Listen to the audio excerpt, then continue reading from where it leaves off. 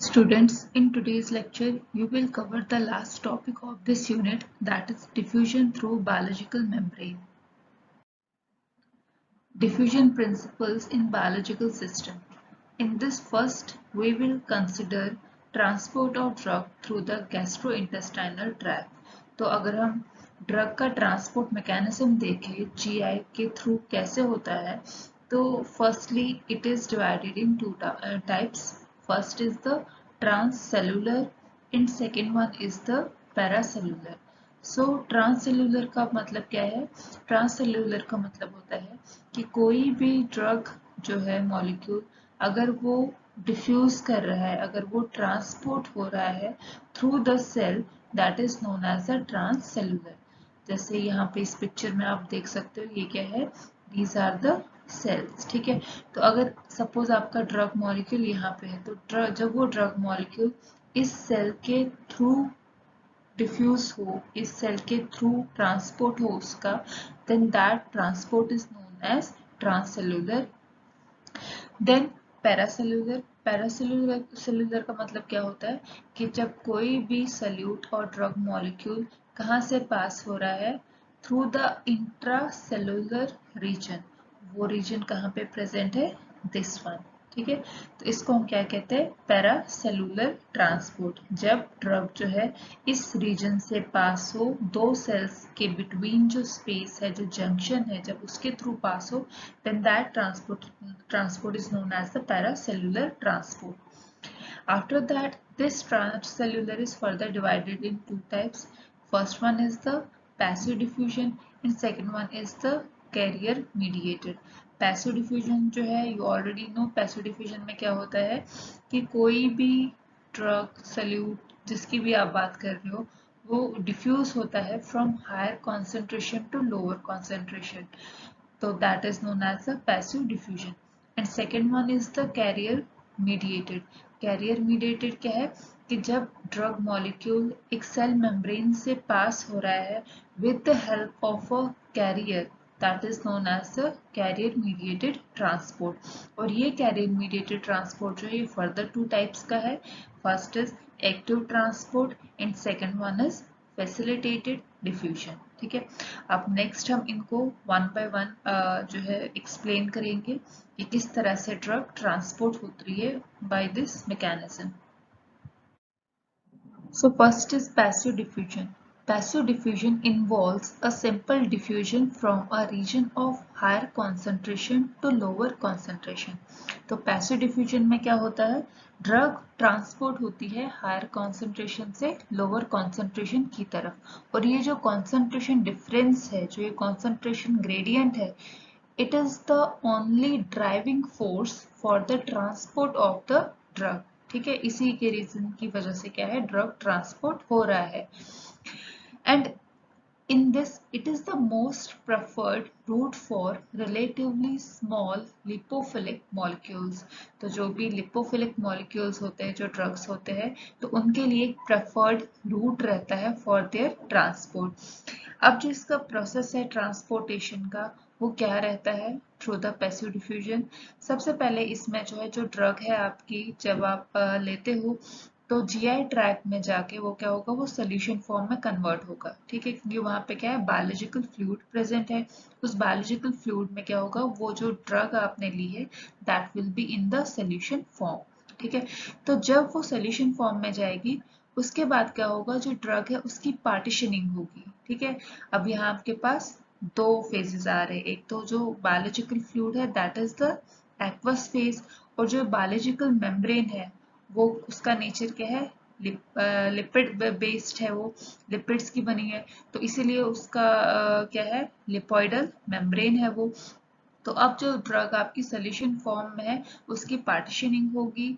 तो जो ड्रग जैसे जिसकी पार्टीशनिंग कोफिशिएंट ज्यादा होगी, तो दैट मींस उसका क्या होगा? ज्यादा लिपोफिलिक कैरेक्टर होगा, तो वो इजीली क्या करेगा? उस बायोलॉजिकल मेम्ब्रेन से पास होगा. तो अब जब इस ड्रग की पार्टीशनिंग होगी, तो ये ड्रग जो है डिफ्यूज होगी थ्रू द एपिथेलियल सेल्स. ठीक है, तो जो बायोलॉजिकल मेम्ब्रेन है, इसमें क्या है? एपिथेलियल सेल्स प्रेजेंट होती है. तो ये ड्रग सॉल्यूशन से एपिथेलियल सेल्स जो है उसमें चली जाती है। Then through these epithelial cells drug जो है वो ट्रांसपोर्ट होती है टू द ब्लड। जैसे कि यहाँ पे इस पिक्चर में भी यही चीज आप देख सकते हो, यहाँ पे मेंशन्ड है कि ड्रग जो है यहाँ पे पहले सॉल्यूशन फॉर्म में है, पार्टीशनिंग हुई, ड्रग ने इस बायोलॉजिकल मेम्ब्रेन को पास किया जिसमें क्या है एपिथेलियल सेल्स है। थ्रू दिस एपिथेलियल सेल जो ड्रग है वो कहाँ जा रही है, ब्लड में। तो जब ये ब्लड में जा रही है तो इमिडिएटली ब्लड में जाके जो ड्रग है उसकी क्या होती है, डिस्ट्रीब्यूशन होती है। ठीक है, तो जब इसकी डिस्ट्रीब्यूशन होगी तो यहाँ पे अगेन क्या होगा, जो ड्रग का कॉन्सेंट्रेशन है वो कम होगा, और जो ये पार्ट है यहाँ पे ड्रग का कॉन्सेंट्रेशन हाई होगा। तो ड्रग जो है वो कंटिन्यूअसली क्या है, उसका बायोलॉजिकल मेम्ब्रेन के थ्रू ट्रांसपोर्ट होता जाएगा। So it is very important कि यहाँ पे क्या होना चाहिए, एक सिंक कंडीशन होनी चाहिए। तो ये मैंने आपको डिसोल्यूशन में भी बताया था कि सिंक कंडीशन क्या होती है। तो यहाँ पे क्या है, कॉन्सेंट्रेशन ग्रेडियंट ज्यादा है, यहाँ पे कॉन्सेंट्रेशन ग्रेडियंट ज्यादा है, मींस कि यहाँ पे ड्रग की कॉन्सेंट्रेशन ज्यादा है, और यहाँ पे जब ड्रग पहुंच रही है वो ब्लड में जाते ही डिस्ट्रीब्यूट होती है, जिससे कि यहाँ पे ड्रग की कॉन्सेंट्रेशन कम हो रही है। तो ये ड्रग जो है वो इजीली यहाँ से ट्रांसपोर्ट हो पाती है। तो ये एक जनरल प्रोसेस है और transport of drug through the passive diffusion. Then passive diffusion of drug across GI blood barrier can often be described by Fick's first law of diffusion. तो Fick's first law क्या है? Fick's first law of diffusion is that or it states that the rate of change in concentration of dissolved material with time is directly proportional to the concentration difference between the two sides of the diffusion layer. ठीक है, तो that is the Fick's law, means कि जो यहाँ पे concentration change हो रहा है that is dc by dt, it is directly proportional to the difference in the concentration between the this diffusion layer।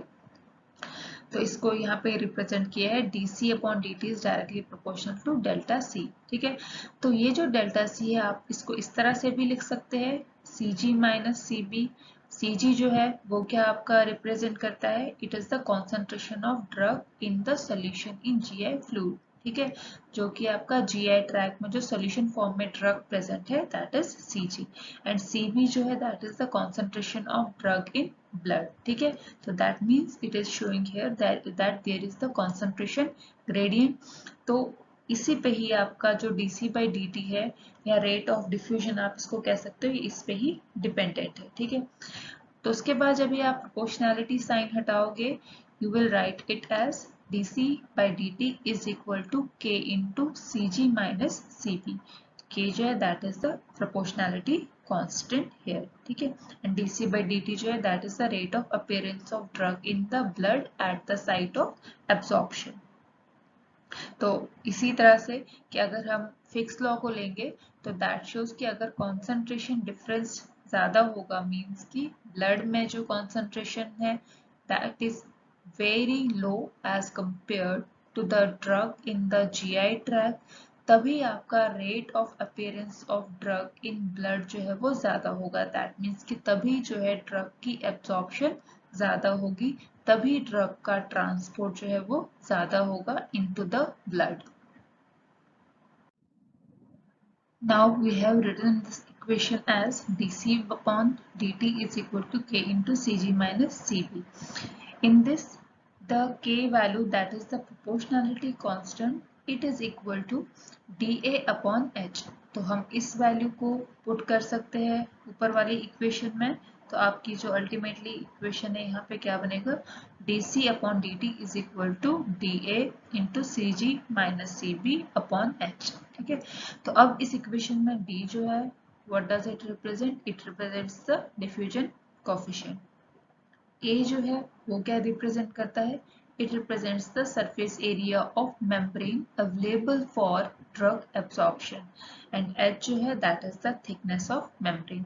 तो that means कि जो rate of diffusion of drug है, जो drug transport हो रही है वो किस पे डिपेंड करेगी, सबसे पहले तो concentration तो हमने पहले ही बताया, then उसके बाद other than concentration इसमें क्या है factors, A, that is the surface area of membrane. तो surface area of membrane अगर ज़्यादा होगा तो that means कि उतनी ही ज़्यादा आपकी ड्रग जो है वो डिफ्यूज होगी थ्रू द बायोलॉजिकल membrane.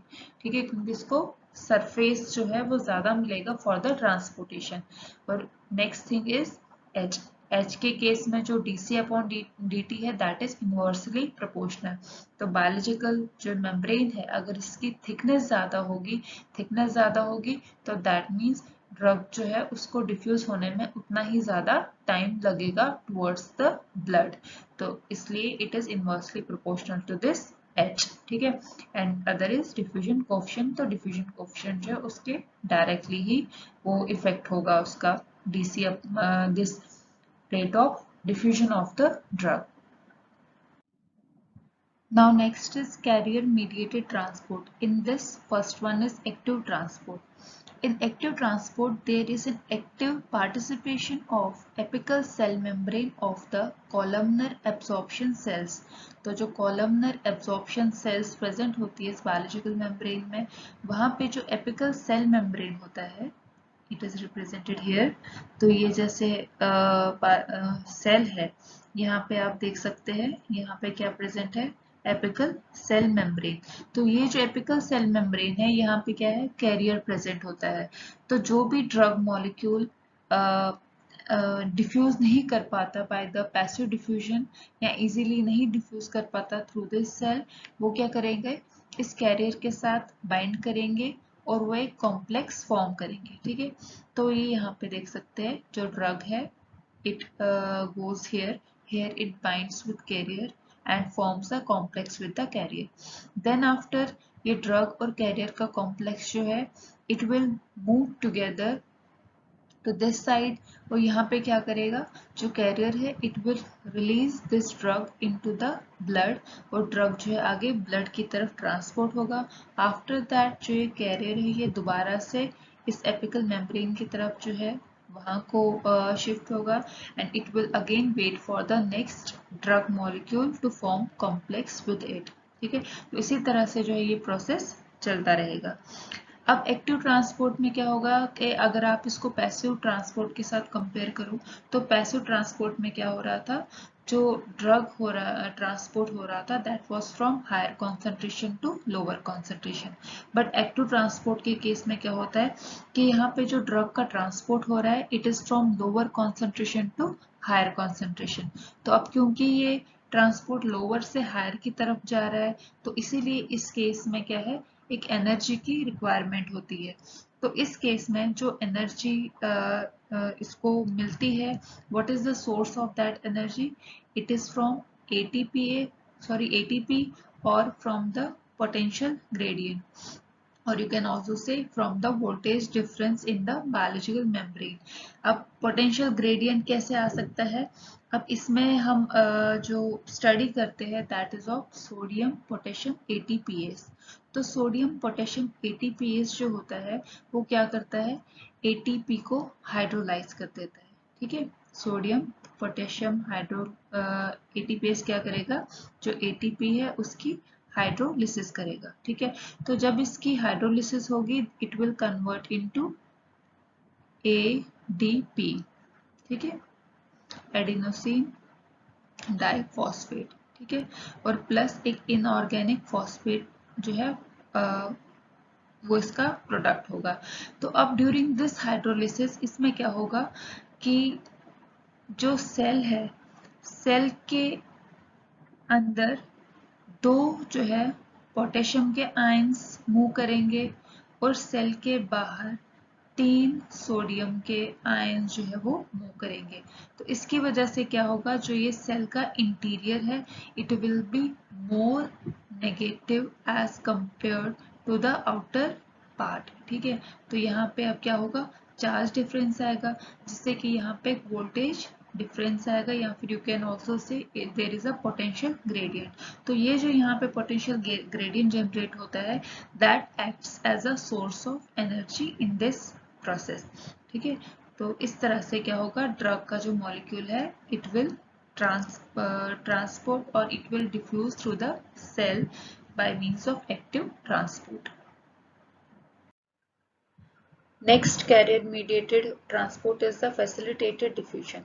तो फैसिलिटेटेड डिफ्यूजन में क्या होगा, इसमें भी एक्टिव ट्रांसपोर्ट की तरह क्या होगा, ड्रग मॉलिक्यूल जो है that binds with the carrier so that it can easily transport through the cell.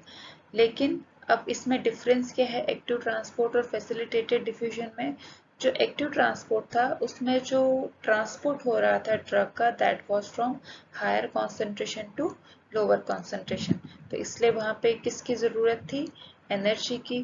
But in case of facilitated diffusion जो ट्रांसपोर्ट हो रहा है that is from lower concentration to higher concentration.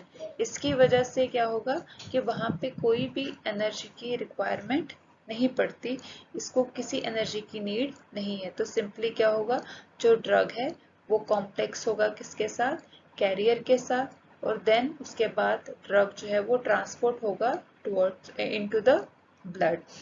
So it is written here that it cannot transport a substance against a concentration gradient of that substance. Therefore, facilitated diffusion does not require any energy input but does require a concentration gradient for its driving force as does passive diffusion. तो जिस तरह से passive diffusion में concentration gradient जो है that was the driving force, तो इसी तरह से फैसिलिटेटेड में भी जो कॉन्सेंट्रेशन ग्रेडियंट है that is the driving force for this transport of the drug with the help of carrier. ठीक है। In diffusion of drug through the biological membrane, another concept is used, and that concept is pH partition hypothesis. And this pH partition hypothesis was given by the Brody and co-workers. तो ये ब्रोडाई and co-worker जो है उन्होंने क्या किया, ये pH partition hypothesis जो है इसका कॉन्सेप्ट बताया। तो इसमें इन्होंने क्या बोला कि ये जो ड्रग है that passes through the biological membrane. तो बायोलॉजिकल मेम्ब्रेन जो है वो किसकी बनी है, लिपिड्स है। तो अब जब भी कोई ड्रग बायोलॉजिकल मेम्ब्रेन के थ्रू डिफ्यूज हो रही है, it is important to find out that what is the proportion of the undissociated species, कि जो ड्रग है आपकी, कितना ड्रग आपका अनडिसोसिएटेड फॉर्म में है और कितनी आयनाइज्ड फॉर्म में है। क्योंकि अगर अनडिसोसिएटेड फॉर्म ज्यादा होगा तो दैट मीन जो ड्रग है आपकी वो इजीली डिफ्यूज होगी थ्रू द बायोलॉजिकल मेम्ब्रेन। तो इसके पीछे जो रीजन है वो क्या है कि जो अनडिसोसिएटेड स्पीशीज होते हैं that are more lipid soluble, ठीक है, लिपोफिलिक होते हैं, और जो आयनाइज स्पीशीज होती है वो लिपिड सॉल्युबल नहीं होते। तो इसीलिए जो डिसोसिएटेड स्पीशीज है, जो अनडिसोसिएटेड ड्रग पार्ट है that can easily diffuse through the biological membrane, क्योंकि उनकी पार्टीशनिंग जो है बायोलॉजिकल मेम्ब्रेन में वो बेटर होती है, तो इसीलिए उनका ट्रांसपोर्ट जो है वो भी इजी होता है through this membrane. After that, in this you have to find the degree of ionization. तो अगर आपने degree of ionization find out करना है किसी भी ड्रग का एक सोल्यूशन में, वो आप कैलकुलेट कर सकते हैं यूजिंग हेंडरसन हेजलबैच इक्वेशन। तो हेंडरसन हेजलबैच इक्वेशन के लिए जो हम इक्वेशन यूज करते हैं वो क्या है, अगर आपकी ड्रग वीकली एसिडिक है और अगर आपको उस ड्रग का pKa पता है और सॉल्यूशन का pH आपको नोन हो, तो using this formula you can calculate degree of ionization. तो फॉर्मूला जो है that is pH is equal to pKa plus log of ionized form divided by unionized form. और अगर आपके पास वीकली बेसिक ड्रग है, वीकली बेसिक ड्रग के case में हम इक्वेशन जो यूज करते हैं that is pH is equal to pKw minus pKb plus log of unionized form divided by ionized form। pKb जो है that is same जो यहाँ पे pK, अब क्योंकि बेसिक है तो इसको हम pKb से रिप्रेजेंट करते हैं, तो pKw जो है that is the ionic product of water। So using this equation we can determine the degree of ionization. After that there was the modification in this pH partition hypothesis। अब इसमें क्या था कि साइंटिस्ट जो था हो हेगुची एंड को workers जो थे उन्होंने भी इस हाइपोथेसिस को सपोर्ट किया। उन्होंने भी यही दिखाया कि जो pH partition hypothesis that applies on the diffusion of the drug. But साथ के साथ उन्होंने ये भी बताया कि it is not only this pH this you can not only consider the undissociated form का प्रोपोर्शन अगर ज्यादा होगा only that will pass through this biological membrane. There are some more factors that influences this diffusion. तो वो factors कौन से हैं कि जो biological membrane है उसमें क्या है aqueous pores present होते हैं। तो अगर कोई भी आयनिक स्पीशीज या फिर नॉन आयनिक ड्रग है जो कि स्मॉल हो साइज में that can diffuse through these aqueous pores that are present on this membrane। या फिर जो अदर फैक्टर्स है वो है लाइक कैरियर मीडिएटेड ट्रांसपोर्ट हो गया, या फिर अगर ड्रग की मेटाबॉलिज्म हो रही है जीआई ट्रैक के मेम्ब्रेन में, so that can also influence this diffusion system. तो अगर हम ये चीज को स्टडी कर रहे हैं डिफ्यूजन को, we can also consider these concepts. So till now we studied about the diffusion of drug through the biological membrane in case of gastrointestinal tract, तो किस तरह से diffuse होगी। But in case of drug जो कि हम skin पे apply करते हैं, जो ड्रग्स हम टॉपिकली अप्लाई करते हैं, तो उस केस में ड्रग का किस तरह से डिफ्यूजन होगा और जो उसमें absorption होगी ड्रग की, that is known as a percutaneous absorption. So in this percutaneous absorption जो ड्रग पास हो रही है, डिफ्यूज हो रही है through the skin, it involves the following step. So first step क्या है, dissolution of drug in vehicle. तो जो ड्रग है सबसे पहले उसका जो डिसोल्यूशन है that should be better in the vehicle, तो तभी उसके बाद जो है वो ड्रग उस फॉर्मुलेशन से रिलीज हो सकती है आगे। Then after second step is diffusion of dissolved drug from vehicle to the surface of the skin, and उसके बाद third जो है that is the penetration of drug molecule through the skin. These are the steps. अब ये जो diffusion है drug का through this skin membrane, उसमें क्या है further factors है जो इस transport को, जो इस diffusion को influence करते हैं। तो वो factors कौन कौन से है?